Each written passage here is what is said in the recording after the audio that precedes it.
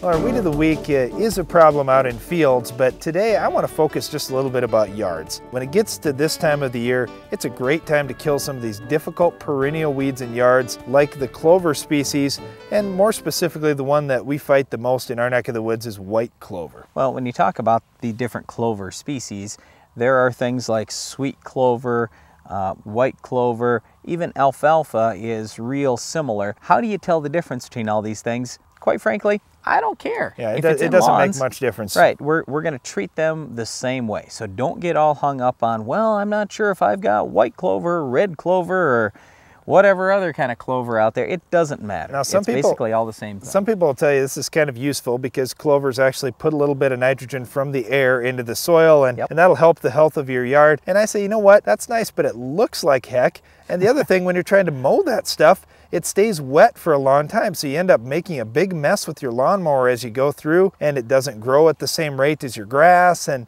it really will take over and actually choke out the grass when it gets thick. So it's important to kill clovers out of your yard, especially just as they're getting started, because once they get really thick, you may kill the clover and there may not be any grass there. So to kill clovers, there's a few different things you can do. Now, you could use a high rate of 2,4-D. If you're going to do that, you need to do it late in the fall or early in the spring. And multiple times. Yes, it's just not enough. You've got to do it 2 or 3 times during the year if you want to even have a chance. So some people are using something like Trimec or other products where there's a little bit of dicamba in there. Dicamba definitely does work better than what 2,4-D does by itself on clover, but it's not exactly the safest thing to use either for a hand sprayer. Dicamba, the common name would be like Banvel or Clarity, and like Darren said, there is some of that in Trimec. You can use those products. I just think they're a little more dangerous than I would like to see somebody spraying around their lawn. Not that they're incredibly dangerous, but it's just when you've got a backpack there and sometimes stuff gets spilled all over you.